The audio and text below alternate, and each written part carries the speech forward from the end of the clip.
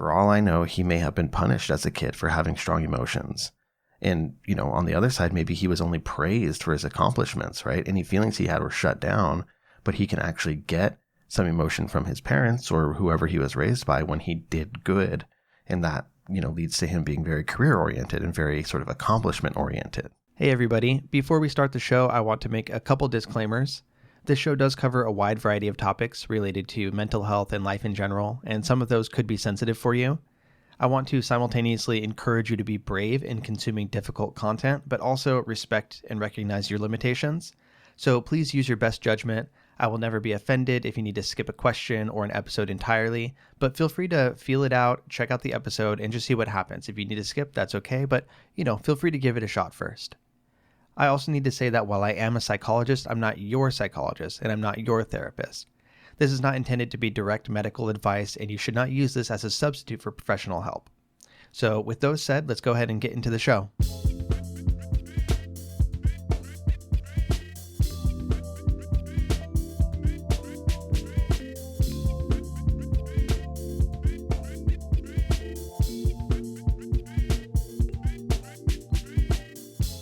All right. Hello, friends of all varieties. This is the Hardcore Self-Help Podcast, episode 378.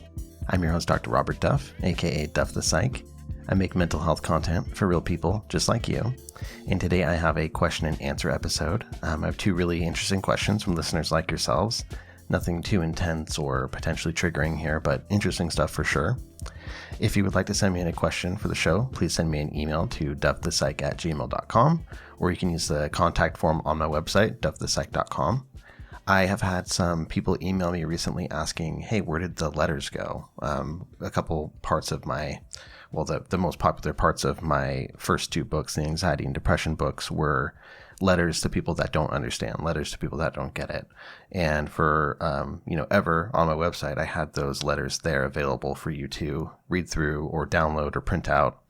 And they got lost in the website apocalypse. And so I finally got around to putting them back up. So if you would go to duffthepsych.com/letter or duffthepsych.com/depression letter, those will be there now. And of course, as I've said before, if you have any other things that you've been looking for on my website that are not there, aside from the search bar, which I'm still trying to figure out a fix to with the type of theme that I have, just let me know. I will be able to, kind of go back and retroactively put things back in like I did with these posts. So, hit me up via email or on social media or wherever, and I will try to get to that for you. What else? I had a funny moment this morning, just to ramble at you for a moment. I think that somebody believed that I was catcalling them, and it was a total accident. And this is just to tell you, because we can all be cringe at times, and none of it matters. Like, never get to see this person again, or maybe I will, but neither of us will really care or remember. I was walking my dog, and she was pulling, and it was in the morning, and there weren't very many people out. And I was like, hey, stop, like making like dog noises, at her. And this woman looked up as she was getting into her car, like with like deer in the headlights, like is this person catcalling me? And then she like noticed I was walking the dog, and she audibly was like, oh, and then got in her car. I was like, I just like waved my hand like, hi. And she's like, hey. And then I just walked away. So yes, we all have our moments. And that was a pretty funny one from this morning. But all that said, let's go ahead and get into the show. I appreciate you very much, and I hope you enjoy. Here is the first question. It's a little bit longer, so let me read through it here. It reads, Hi, Dr. Duff. Thank you for your show and always sharing honest, fact-based insights on mental health. My boyfriend and I have been together for 5 years. We started dating when we were both 22 years old. We've had lots of ups and downs, especially as we navigate our 20s. I'm passionate about my own self-improvement and personal growth, emotionally, mentally, professionally. My boyfriend is very professionally inclined, which was a huge attraction for me in the start. However, he struggles to show up in the same way within our relationship. When I try to have direct conversation about how I'm feeling or even ask him deeper questions beyond how was your day, he seems to go blank. There have even been several moments during an argument or serious conversation that he will leave the room, refuse to talk about it, and totally shut down. Those moments are extremely frustrating for me and make me feel emotionally alone. Through listening to my usual mix of self-improvement podcasts, I become increasingly aware of emotionally immature people. In full transparency, I can see parts of myself in some of the content out there around the topic, but a lot of what I've learned seems very closely aligned with my boyfriend's behavior over the years. Do you have any advice on how to navigate a relationship with someone who may be emotionally immature? Is it something that can be improved, or will it always be foundational to who they are? What can I do to check myself to ensure I'm not meeting him with an equal amount of emotional immaturity? I want to be supportive of my boyfriend, but it feels like my patience is being taken for granted and it's taking a toll on my own well-being. Thank you for your consideration of my question. So appreciate the pod. Yeah, so thank you. Very good question, and I appreciate the support. If I'm doing my math right, it sounds like you are both 27 now. So you've been together for 5 years, and that's a pretty significant amount of time. As you're coming up to 30 in a few years, it makes sense for you to be kind of looking at your life and at your relationship on the whole, sort of looking at your trajectory and saying, okay, am I happy where I'm at? What am I looking at in the future? One thing I want to normalize here is that life moves very fast sometimes. I'm in one of those periods right now where it just seems like days and weeks are flying by.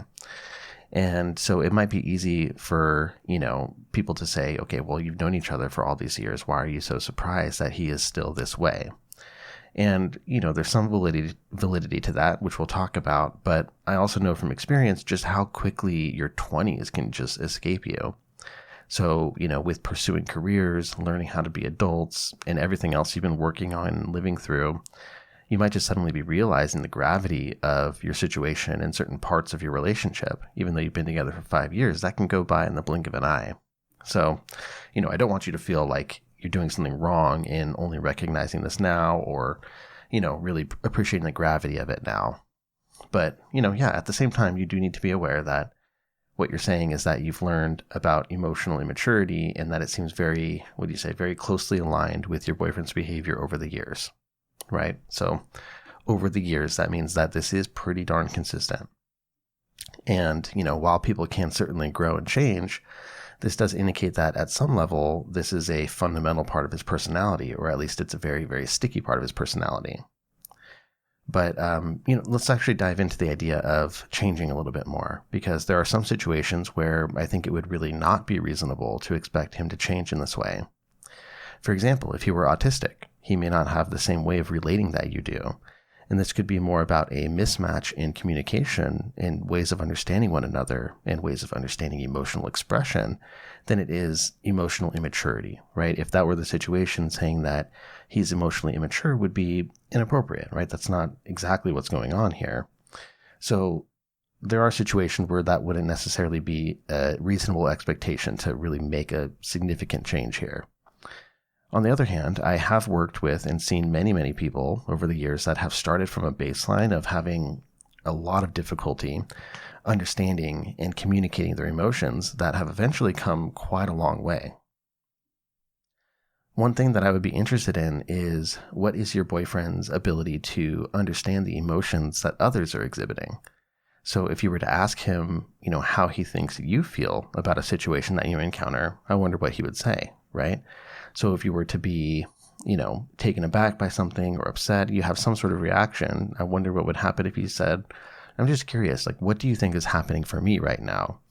And that potentially could be, revealing. I wouldn't be asking you to diagnose him because that's not appropriate. I wouldn't diagnose him here because that's also not appropriate. But in terms of just understanding more about his situation, that might tell you some things. So, in dealing with this, my first question about the whole situation is probably a bit predictable, but it is whether you've talked about this issue directly. Not just making more attempts to engage him or, getting upset at each other or things like that, but actually expressing your concern about the way that he tends to react or not react to emotional situations. So that would be my first one.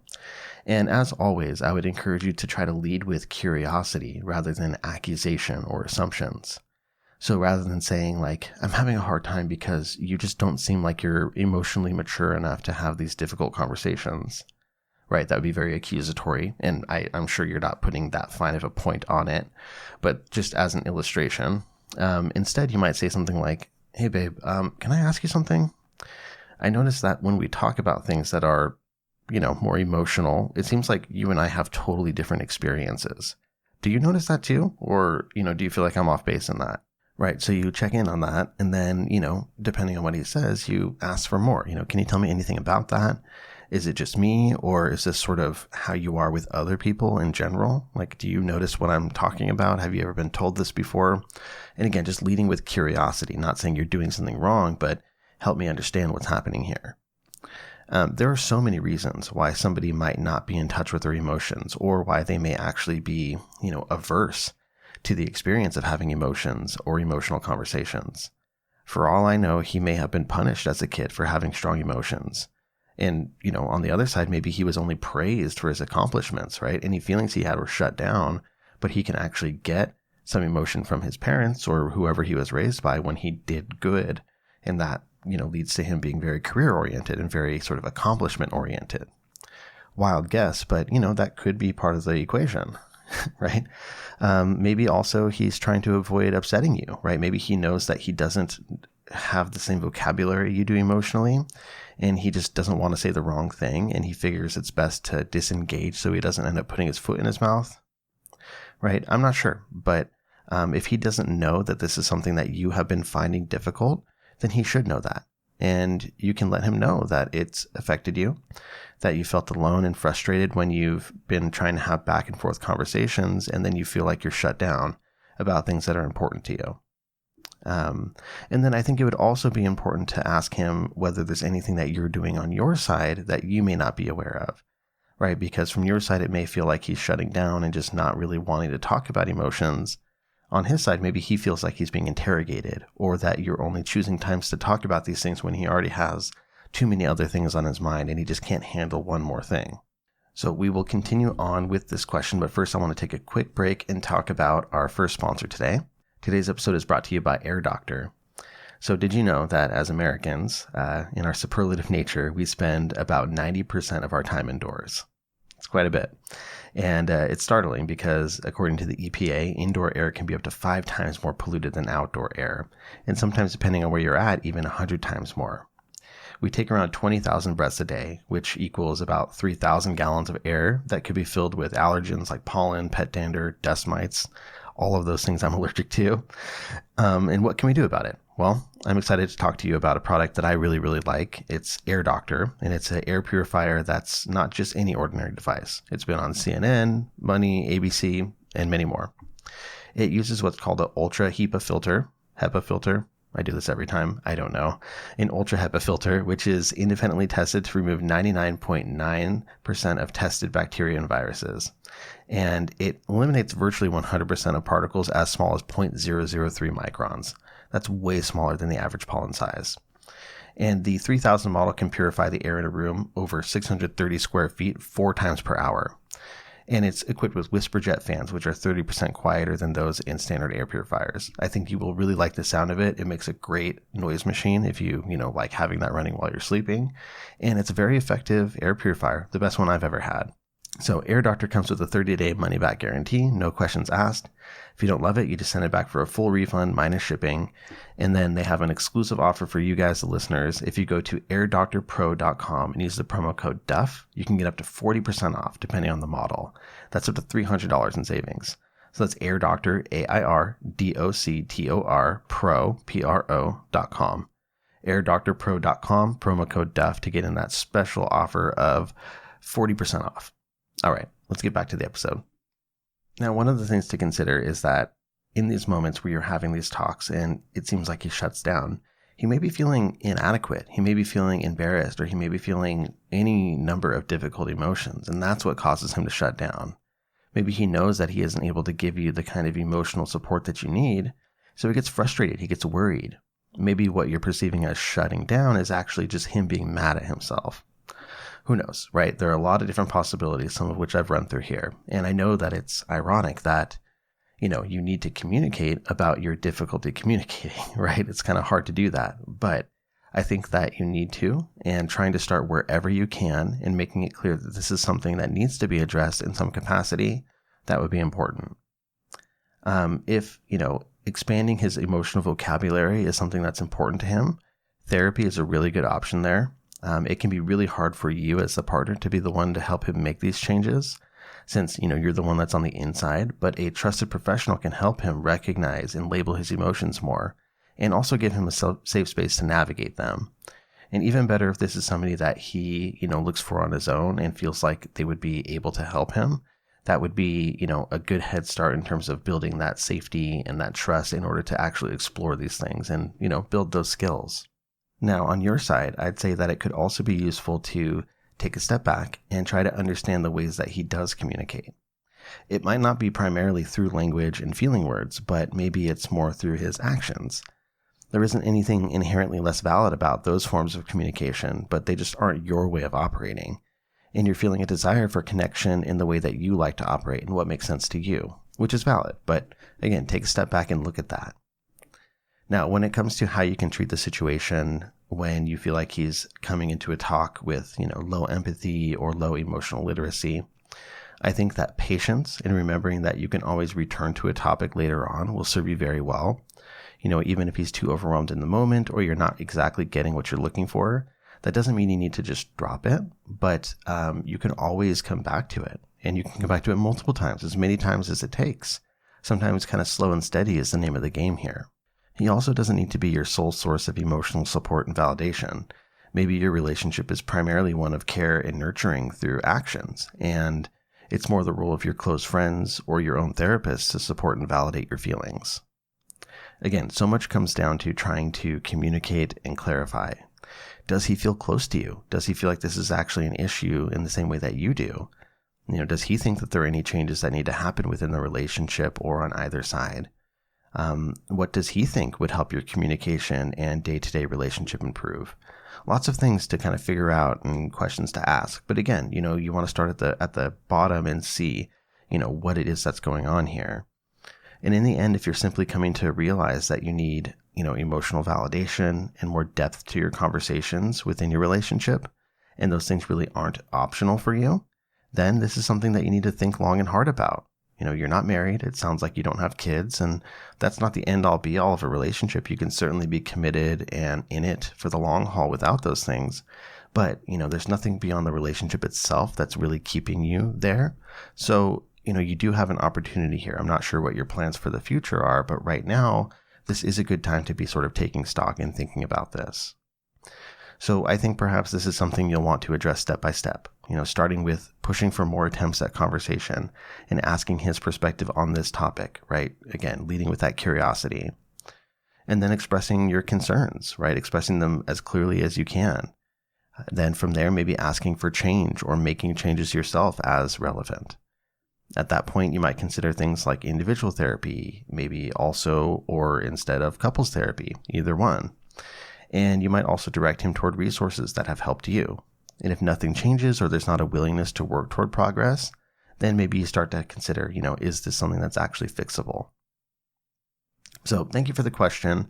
I know, like I said, it's a little bit ironic that you need to communicate about the trouble communicating, but I think you'll be able to do it. And I hope that you're able to come to a place where you can make an appropriate decision for yourself. And if there's stuff to work toward in the relationship, that you guys are able to do that. So thank you very much for the question. I appreciate you. All right. And before we get into the second question, I want to take a quick break and talk about our second sponsor. Okay, this episode is brought to you by OneSkin. OneSkin is a company that's revolutionizing the way that we take care of our skin. With the dry weather we've been having recently, my skin has been in desperate need of some extra attention. I'm talking my face, my hands, just like everything has been super dry. And OneSkin has been my go-to solution. They have a range of products, and they're all powered by a groundbreaking peptide called OS1. And this targets skin aging right at the source. I've been using their face cream, their eye cream, and even their body lotion that I got recently. And I think I can see a difference. And aside from just the moisturization and feeling less dry throughout the day, I feel like my skin looks a little more vibrant and it's healthy in general. And so for somebody like me who appreciates just very simple, no-fuss skincare routine, OneSkin hits that mark perfectly. It's effective, straightforward, and it's just easy in my daily life. I just, use a face cream, boom, boom, eye cream, boom, boom, ready to go. If I need more, lotion for my hands or something like that, I also have an option there. They also gave me a bunch of travel sizes, which are great because I can have them in multiple locations now. So OneSkin is more than just a skincare brand. It's backed by real science. You can check it out on their website. They've done some independent studies as well as studies that they've run themselves. It's not just about looking good. It's about actually improving your skin's health by targeting the culprit behind skin aging. So a special for you guys, the listeners, you can get 15% off OneSkin products. Just use the code DUFF, D-U-F-F, at checkout at oneskin.co. So this holiday season, give your skin the gift of health and rejuvenation. oneskin.co, coupon code DUFF for 15% off. All right, so let's go ahead and get into question 2. It reads, "Hello, I'm 13 and live in the UK. I really love your podcast. I have extreme social anxiety and I overthink things most of the time. I have these friends that are older than me, and they're new friends this year. I've not been the best at making friends since before I've experienced bullying.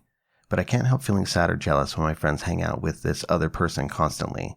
It seems like they're having such a fun time and I can never give them this kind of friendship. I don't want to force them into a friendship, but these feelings have caught me off guard so many times. Is there a way I could possibly help my anxiety and overthinking when it comes to stuff I feel really insecure about? And how do I deal with the thought of being abandoned by my friends and stop feeling jealous?" Hello, thank you for writing in. It's awesome that you're listening from the UK, and doubly awesome, that you're listening and tuning into the show for advice at such a young age. I will try my best to help you out. And, of course, if you have adults in your life, if you have parents or people that you can talk to about this, please don't be afraid to reach out to them if that's a safe thing to do as well.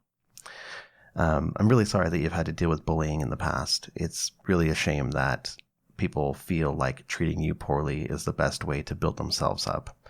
And I don't blame you for having hesitation in opening yourself back up to becoming friends with other people based on that. It can definitely take some time to bounce back from, especially at your age where so much is focused on the social situation. So, I feel bad and I'm sorry that happened to you. That doesn't mean that you are screwed here. It doesn't mean that things can't get better. But yeah, that is not a nice thing that they did. I want to normalize your experience of feeling jealous by seeing your friends hang out with somebody else or other people. Maybe you see these, other people or this other person. I'm not sure who the target of the jealousy is, but maybe you see them as like cooler than you are, or maybe they have resources that you don't, like maybe they're rich or something like that. And that's something that your friends, enjoy benefiting from. And it can be really hard to see that. Especially at your age, when the best way of evaluating who you are and what your value as a person is to compare yourself to other people around you. I'd say jealousy is a very normal experience, and that is amplified even further now with social media. I'm sure that that's a part of it. But here's the thing. Other people's success has nothing to do with you. If somebody else has friends or money or beauty that you don't feel like you're on par with, that doesn't take anything away from you. Right? It's not a finite resource. Happiness is not a finite resource, and you will make it a lot farther in life, and you will have a lot more quality people around you if you can find a way to be happy for the success of others, because you recognize that doesn't take away your ability to have success. But I know it can be hard. I know how hard it can be to live as a teenager. I distinctly remember what it felt like for me, and I didn't have the easiest time emotionally at that age. And so it's developmentally appropriate for you to feel like whatever you're encountering right now, socially and emotionally, is the most important thing, right? Your world is a little bit small, and I don't mean that in an insulting way. Again, that's developmentally appropriate. This stuff feels really, really big to you, when from the outside, it's easy to look at it and say, this isn't a big deal. However, I hate to say it, but most of the people that you know right now will be nothing more than distant memories for you in the future. Maybe you'll have one or two people that stick around, but truthfully, most of this will not matter in the future, barring anything really, really serious, like intense, bullying or something like that. You are going to have infinite chances to interact with people and to build relationships. This is not the end all be all. This is one short blip on your life's timeline, and there's so much more on the other side of it. Now, you mentioned that you have severe social anxiety. If that's true, I would ask, have you gotten any help for it? I know you mentioned you're from the UK, and that means that, mental health care isn't exactly the same as it is in other countries. I've heard that it can be a bit of a pain in the ass, especially if you're going through, the government option. But there are options, right? Whether you're doing it the traditional route or even something like BetterHelp or another kind of distance app where you can have somebody quickly that you're able to check in with about things. That could be a great option for you, and those are usually, more affordable. There are also some great books and audiobooks that can give you great pointers on dealing with anxiety and social anxiety in particular. I'd also say YouTube, really, really good resource. I've been finding some awesome stuff. I can't really think of any particular people because I don't have like one person that I follow for social anxiety content. But in looking for, content on this, I think there are a lot of great things out there. And I've seen some really good videos doing kind of behavior experiments to show you certain things, or just talking about dealing with social anxiety. Tons of great resources out there. So I would definitely, put some effort toward addressing that right now, because it's a great time for you to. But one thing that you can do in the immediate is think about situations that have happened in your actual life and break them down after the fact to identify where you might be engaging in unhelpful thinking. If you haven't picked up my book yet, and, you and your parents are cool with a bit of strong language, which, you're a teen from the UK, so I'm sure you've heard the word fuck before. My first book, which is called Hardcore Self-Help Fuck Anxiety, has a really good exercise in there. It's called the ABC Thought Log, and I think that could help you out a bit. We're not going to go through all the steps and kind of, do it right now. But, for example, one thing you might do is you might recognize that you are doing a lot of what's called mind reading, where you're assuming that you know what your friends are thinking and the motivation behind why they're doing certain things, right? You have this assumption about that. In reality, you don't know unless you ask them or they, say it outright. So, for example, you might take a situation where you feel like somebody's ignoring you because they find somebody else to be a better friend. Okay, that's a possibility, one possibility among many, but it's also a possibility that, you are also ignoring them because you already assume they're not going to want to spend time with you because they have better options, right? Maybe they're actually thinking that they don't know why you've become so distant. That can absolutely happen. Just a random example, but the idea is that you try to catch yourself when you are making these assumptions and jumping to conclusions, because what's happening right now is you're seeing a situation, you're making your own assumptions about it, and then you're letting your emotions be based on those assumptions rather than figuring out or recognizing the actual facts of the situation, right? So if you read somebody's mind and you say, oh, they just feel this way, that makes you feel a certain way and you feel bad about that. And then you act out and you say, okay, well, I'm not going to be around them if they don't want to be around me. And it just is a whole mess, right? So I think that's one thing that you can do. And also recognize that, one thing that we tend to do just as humans is fixate on particular aspects of our situation while ignoring others, right? So for example, maybe you've lost some relationships that you had with your friends. However, does that mean that you're just not good at making friends? Does that mean that you're not worth being friends with? No, of course not. But, fixating on these particular friends helps you to miss out on other opportunities. Maybe there are other people that you've never really given a chance or tried to be friends with, but they would be really great as friends for you. But we kind of cherry pick the stuff from our environment that supports the negative way that we already feel inside. So you got to watch out for that. Personally, as I've grown up, I've realized that sometimes people leaving your life is not a sign of personal failure, but it's actually just what I would call a correct rejection, meaning they're not a good fit for you. And this is just the process of realizing that.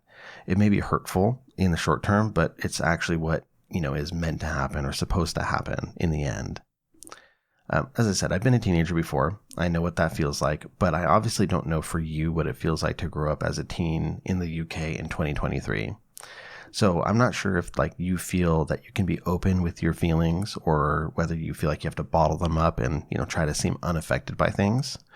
But, the anxieties and doubts that you have, those things that you experience, they want you to keep them inside, right? They want you to overthink and imagine all the different possibilities, but they don't want you to actually try to solve your problems. So I think that calling out your anxiety, much like the way that you did here, is a fantastic step in the right direction. You need to find somebody that you can talk to about these concerns, someone you can bounce ideas off of, and someone that you can simply be honest with. I mentioned therapy already, but, this can also be a family member, an instructor of some type. It could be a trusted friend. The more you're able to open up about the struggle and actively try to change it, the less it's going to be, something that sticks around for a long time. And then in addition to addressing the issues here, focusing on the things that you want to do better at, I think it's also important for you to, recognize the good in your situation and the strengths that you have. You mentioned that, you can't give your friends the fun relationship that they seem to have with other people, but what do you offer as a friend? We all have our strengths. Yours might not be having an outrageous sense of humor and doing wild things. Maybe yours is being very loyal as a friend and always showing up to support when they need it. Maybe yours is being a calm place and a calm presence for people to be around when they feel too stressed out. I'd ask you to spend some time thinking about this, maybe even writing down some of the things that you do bring to the table. What makes you a good friend? What makes you an interesting person? What makes you worthwhile? I also mention this trick a lot, but I think you could benefit from taking the situations that you're thinking of and pretending that they're happening to someone else. So if you imagine that somebody else is finding themselves, in a similar situation where they're more distant from friends, they're having negative thoughts about themselves and kind of personalizing it, would you be inclined to agree with that person? Would you see their situation the exact same as yours? Would you say, oh yeah, you kind of suck as a friend. I guess, they have better options and, you're going to be lonely. Or would you see it differently?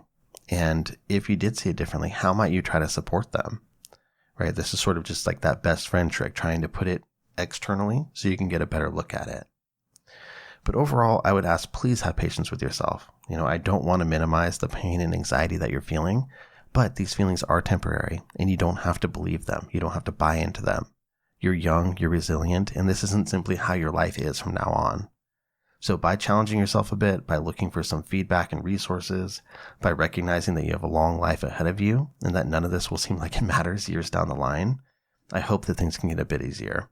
So thank you again, and I really appreciate your attention. And with that, that is the end of the episode, everybody. This has been episode 378 of the Hardcore Self-Help Podcast. If you want the full show notes, go to duffthepsych.com/episode 378. And if you'd like to send me a question for the show, send me an email to duffthepsych@gmail.com. Take very, very good care of yourselves, and I'll see you for the next episode. Bye.